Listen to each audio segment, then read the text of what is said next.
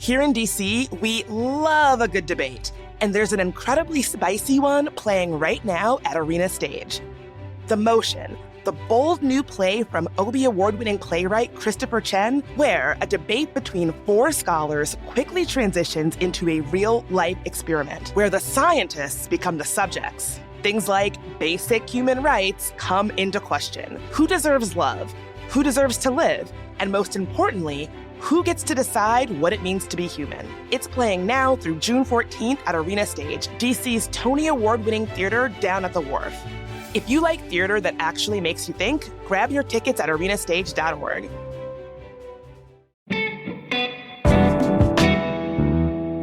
Today on CityCast DC, we're talking about NDAs for feds. We're talking about the World Cup in DC, even if it's not in DC. And we're talking about the National Spelling Bee, which is, in fact, in DC. And in a members-only fourth segment, we're going to talk about the new look of Freedom Plaza. DC has some thoughts. I'm here with Axios' Anna Spiegel, friend of CityCast, and Annie Reese, executive producer of CityCast.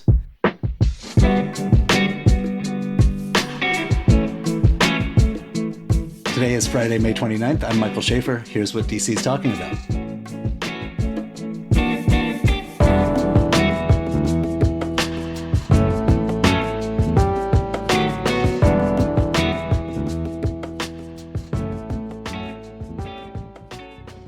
Hey, Annie. Hello. Hey, Anna. How's it going? Good. Have you guys been watching the progress of the reflecting pool paint job? Yes. So the official definition of that color is American flag blue. I'm color challenged, but I would love to hear from you guys. Like, what is the actual definition of that color? How do you consider it? I spent a lot of time thinking about color. I'm currently pregnant and I am in what I'm calling the nesting phase. And I actually recently repainted 2 rooms in like a sort of different glossy blues. I would say the American flag blue is not a color I associate with pools, although also like, why are we painting the reflecting pool anyway? Like it's very Miami, but I would say American flag blue is sort of like a deep sea blue, right? I was thinking of it more as like a navy blue, like a Betsy Ross, like in that era. They probably didn't have a lot of like lighter kind of pool shades. Maybe I'm wrong, but Betsy Ross was a known swimmer. She was one of the greatest aquatic ballerinas in Philadelphia. She would have been thrilled at Memorial Day, the pool's opening. Yeah. Yes, exactly. There you go. I'm also wondering how, every year the National Park Service goes in and cleans all the sludge out. And they have this big thing where it's a mix of like goose poop and algae. It's really gross. And they have this like sludge machine that goes in and then spews out the, grossness. So I'm wondering how that's going to interact with this new hue, because you didn't really see it that much as like a bystander when you were like, walking by the reflecting pool. But if it's going to be a lighter kind of aqua shade, you might see all the goose poop. Yeah, I've got like 2 conflicting feelings here.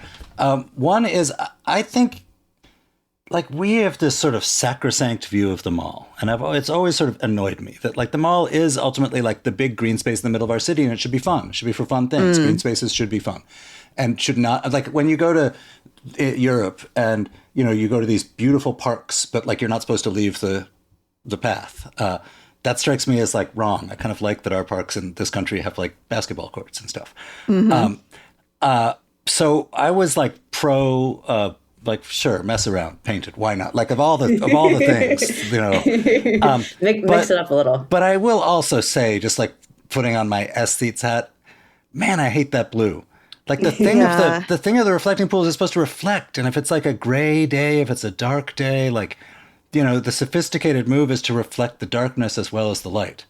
Whoa, and, Mike, poetic. Heavy. Yes. But that is apparently what a lot of like people have said, right? That it was like intentionally designed to be something that really fit in with its landscape. And this is not going to do that. Correct. So will they let people swim in it is the question. Is it going to be, because they used to, in the tidal basin. Pretty small people. Yes, that's true. Or it could be like a waiting situation. I mean, if he really wanted to go big, he could like say, we're going to add another 10 feet. You could also, bring back the tidal basin beach. That was a thing back in the day. That was a thing back in the day. It's It true. was.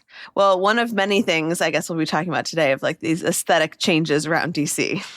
Right. And that actually goes into like the big news for a lot of workers in DC. There's about 800,000 jobs in DC, or there were before the cuts. And about 200,000 of those were feds. So about 1 in 4 workers in our city works for the government. Obviously, a lot of those are not residents of DC, but those are the jobs that are like located in DC.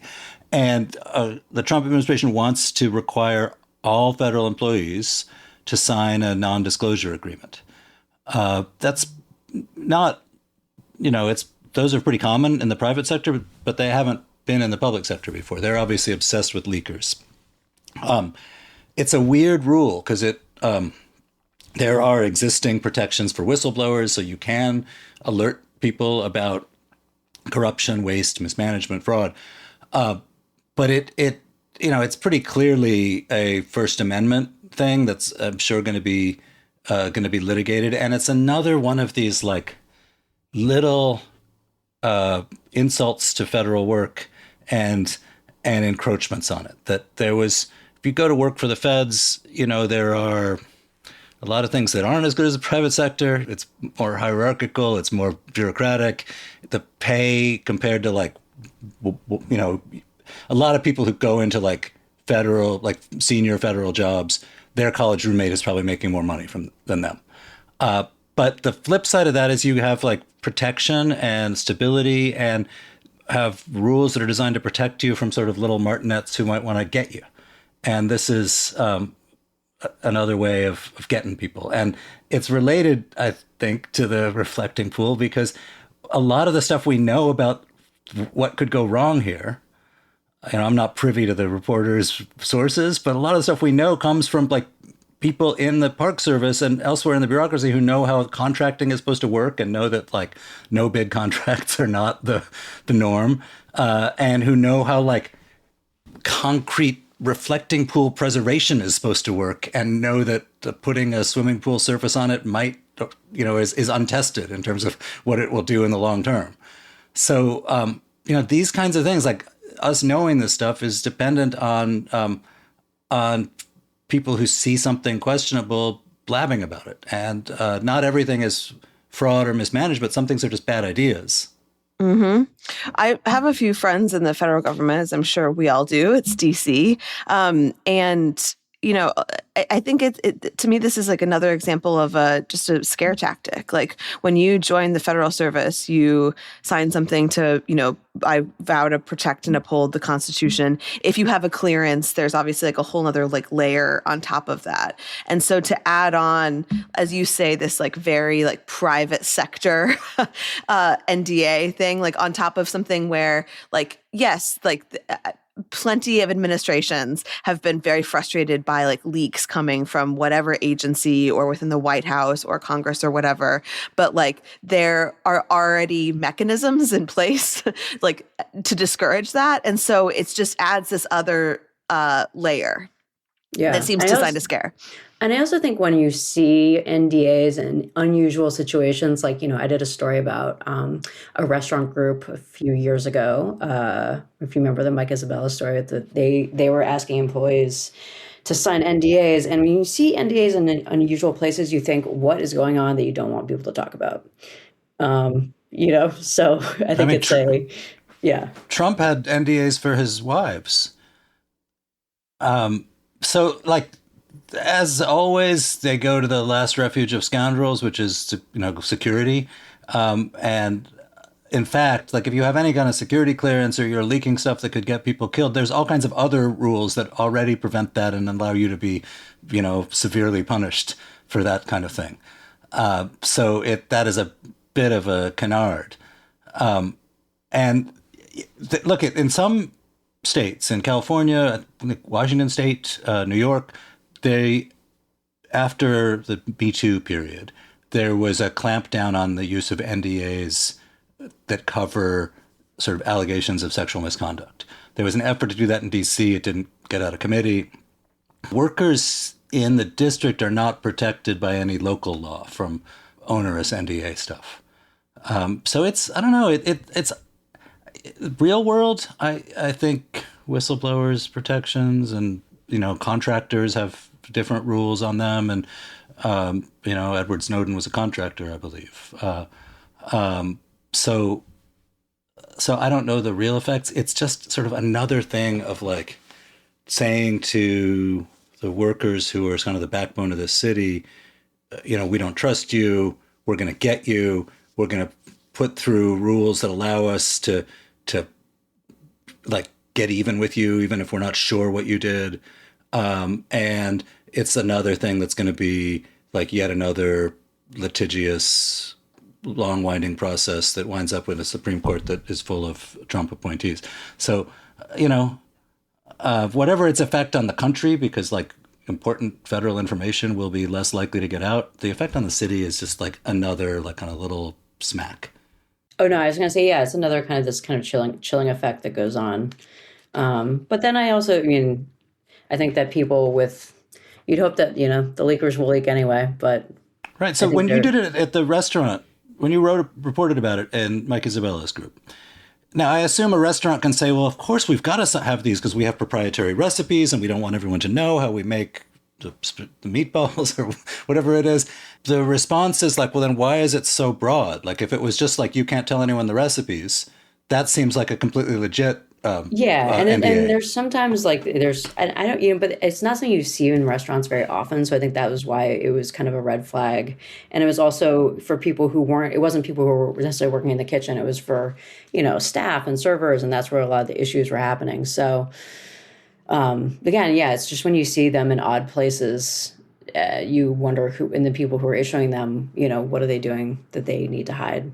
Yeah. And I mean, it's just like yet another example of like wondering how long this administration's effect, like how much it is going to be fundamentally changing like the federal workforce. Because ultimately, from what I read, like different agencies can still, like it's up to their discretion as to how they're going to implement this. I mean, there's a lot of pressure to like implement this, but it's kind of this ad hoc thing, as have been so many of these changes. So it's like these sweeping changes get announced. You're not sure exactly, how it's manifesting at different places. And it just is leading to a lot of this confusion in this sense of like, okay, are these people in these federal agencies just sort of like white knuckling it for the next couple of years, or are these like deeper things that are, fundamentally there? Once passed, this never goes away. If I became president and I had my, not Trump agenda, and I had this tool to like go after people who were complicating my life, of course I would keep it. Like I wouldn't be the one I wouldn't want to take the flack for starting it, but like once it's gotten started, people with power don't give up the power. There's a lot of things that I think people who work in the federal government can white knuckle through the end of this term, but this is one that'll never go away unless it's like ruled illegal.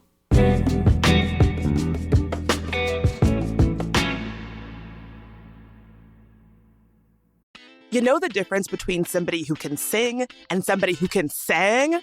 Those certain iconic voices that stop you in your tracks and make you feel something that you didn't even know you needed to feel. Whitney, Anita, Diana, Aretha, Tina. The Gay Men's Chorus of Washington, D.C. is celebrating the music of these legendary soul icons and the anthems they gave us in one spectacular night. Soul Divas. Songs like Respect, I'm Coming Out, How Will I Know?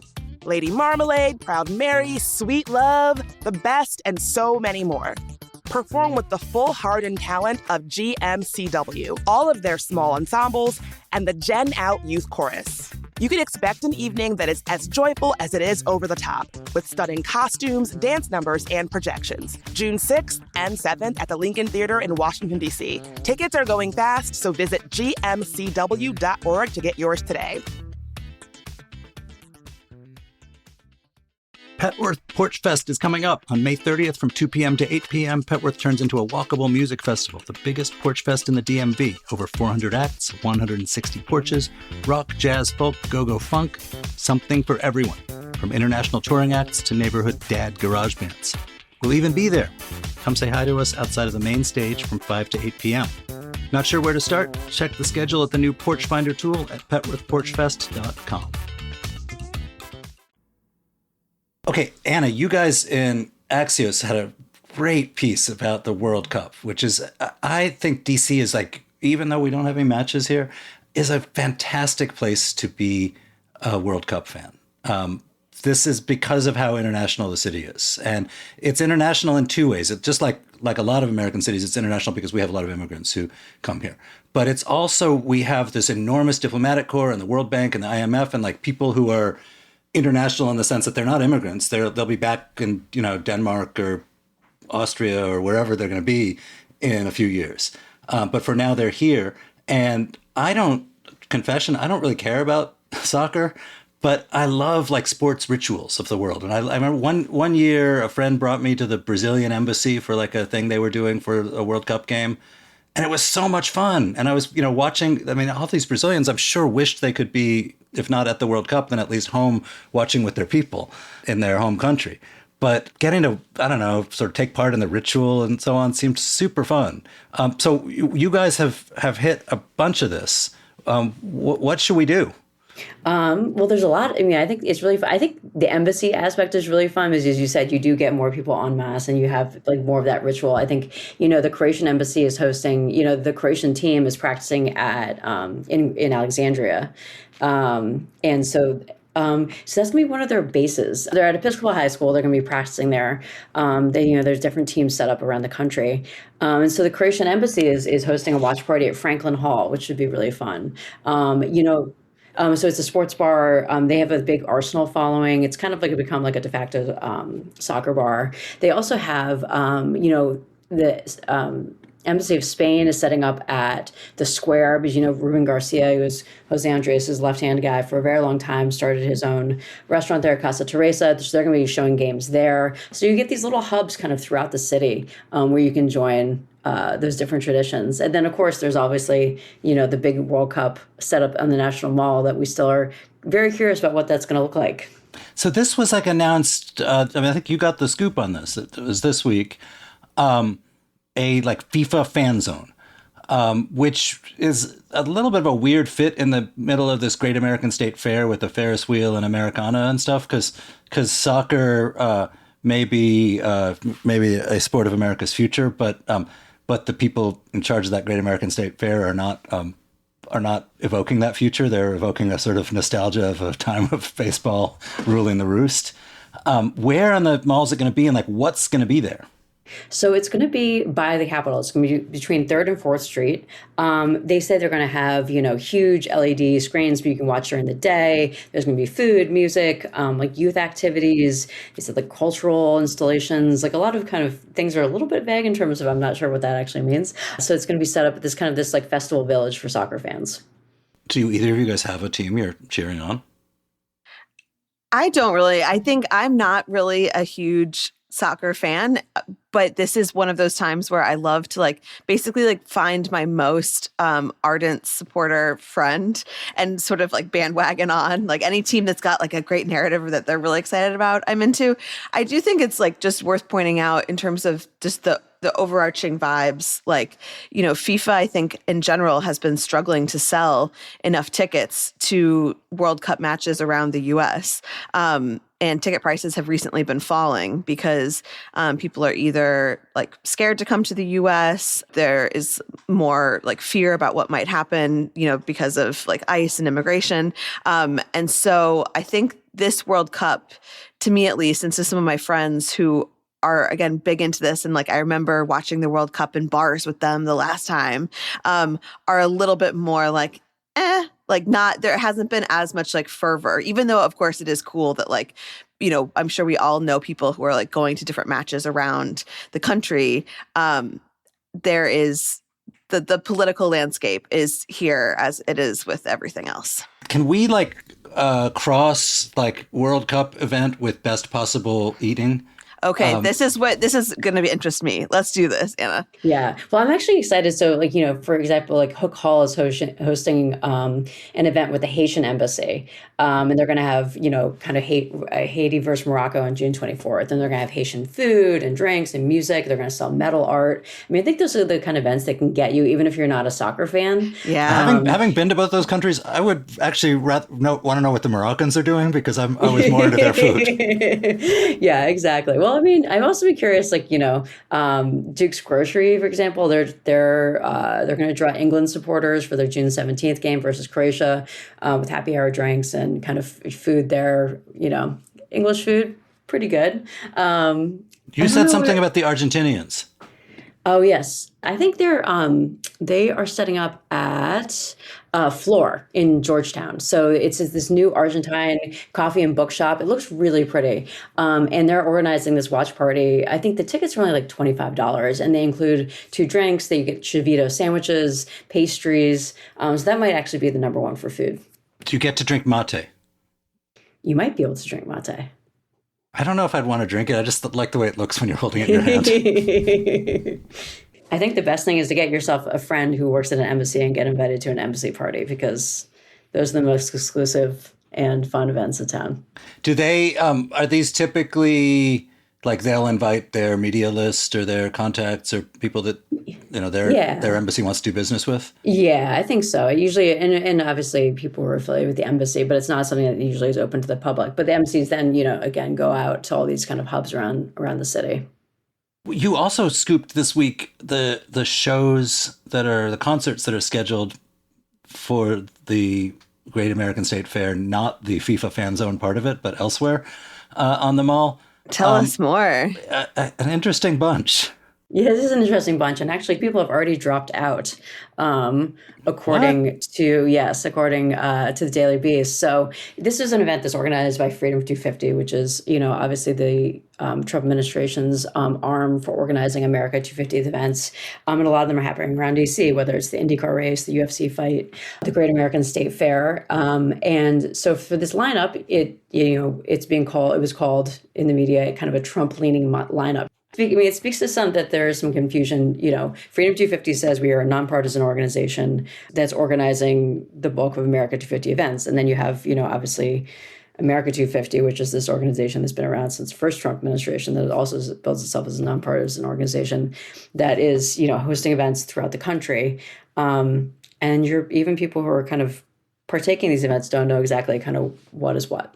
My sense of it, because it is, I mean, I don't mean, like, I'm not a musician or anything, so who am I to judge? But this seems like not anybody's A-list.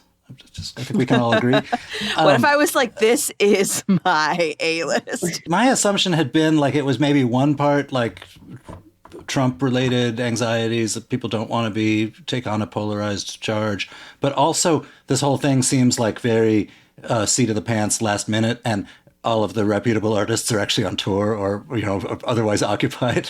Yes. Well, I think the speed at which a lot of these things are coming together, when you think about the FIFA fan zone, I imagine it was in the works before it was announced, but that's starting June 11th, which is just a little over 2 weeks away.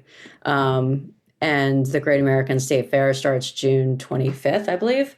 How is this 110-foot carousel going to come together in 3 weeks? I love a Ferris wheel.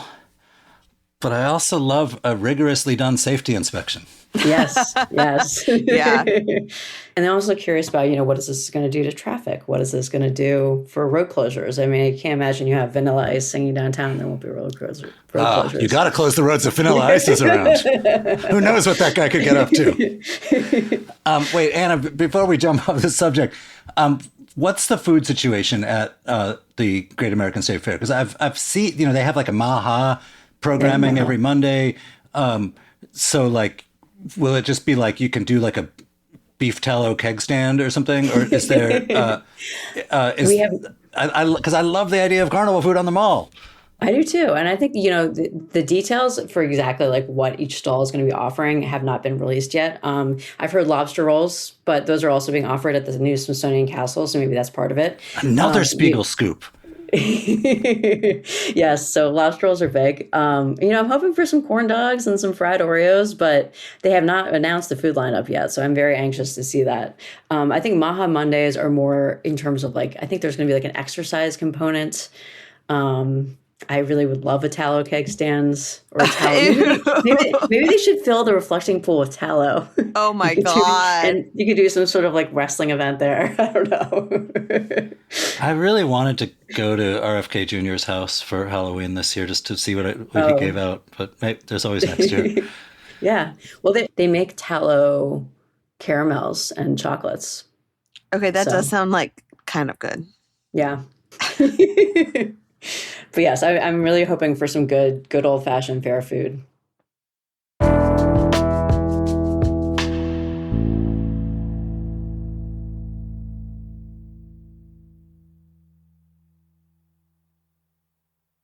All right, Annie, how do you spell nerds?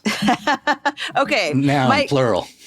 Mike has made this joke to me before because I'm really into this Scripps National Spelling Bee. And just for your reference, it is NERDS, nerds. I think there's a spelling with a Z at the end. It's an unconventional, but unconventional spelling. But the Scripps National Spelling Bee is underway.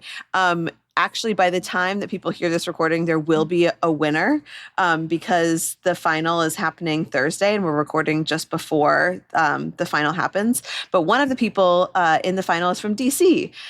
His name is Zwei Spacetime. And how do you spell that? Just like it sounds, space-time. No, I'm in Zwei. Oh, ZWE. He's among 9 finalists. And I said he's been practicing 2 to 4 hours per day, plus more on the weekends.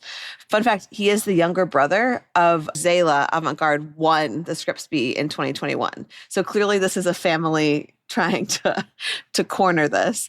But she won by successfully spelling Mariah and was the first African-American and second Black contestant to win. But anyway, I love this event. Obviously, it happens in DC. It's always kind of exciting when there are local kids who make it. But I thought it might be kind of fun to quiz you guys on a couple of the hardest words that have come out and see how you do. Oh no, I'm terrible at this. All right. Now, these are hard. So, Mnemosyne. Can you define it? The Greek goddess of memory and mother of the muses by Zeus. Nemozene. No. Okay, Nemo. There's a silent M. It's M-N-E. Oh, mnemosyne. Yeah, mnemosyne.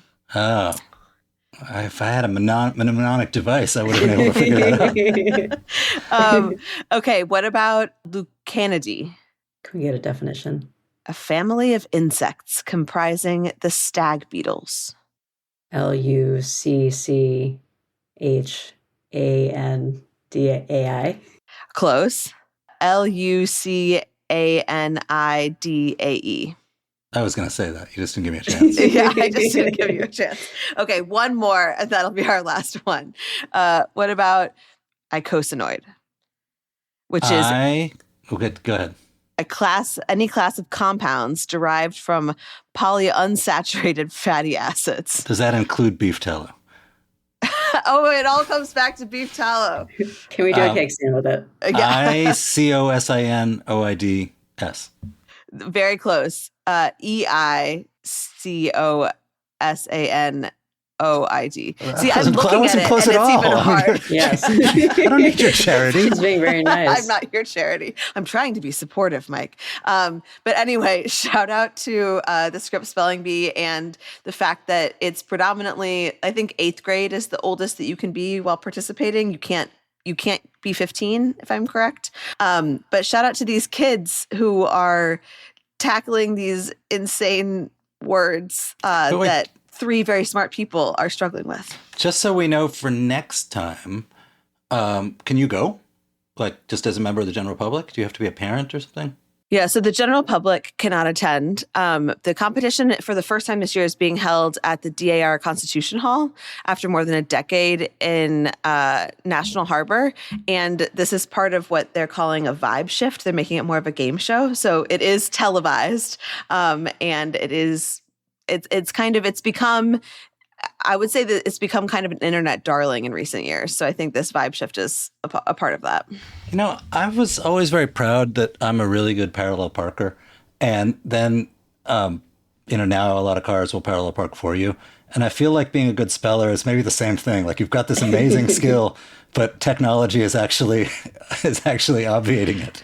Where's the think piece, the 10,000 word think piece on spelling in the age of AI and spell check? Yeah, so what if somebody comes up to you on the street and wants to know, how can you spell Canada? I can't even pronounce it. Iconadoy. Next time I see you, Anna, I'm gonna be if the power goes out and you really need one. Yeah, the family of stag beetles. Who knows? All right, before we go on, I want to give a big thank you to our newest CityCast neighbors.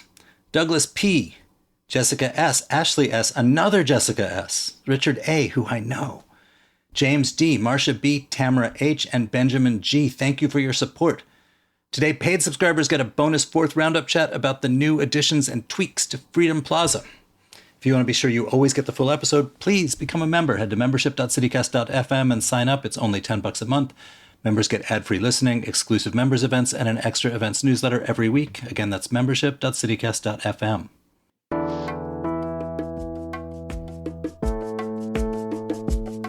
And that is all for today here on CityCast DC. Our production team this week was Annie Reese, Julia Karen, Francisco Kilgore, and Alyssa Castles. Our newsletter writers are Emma Uber, Kayla Cote-Stemmerman, and me, Michael Schaefer. And our hosts are Bridget Todd and me, Michael Schaefer.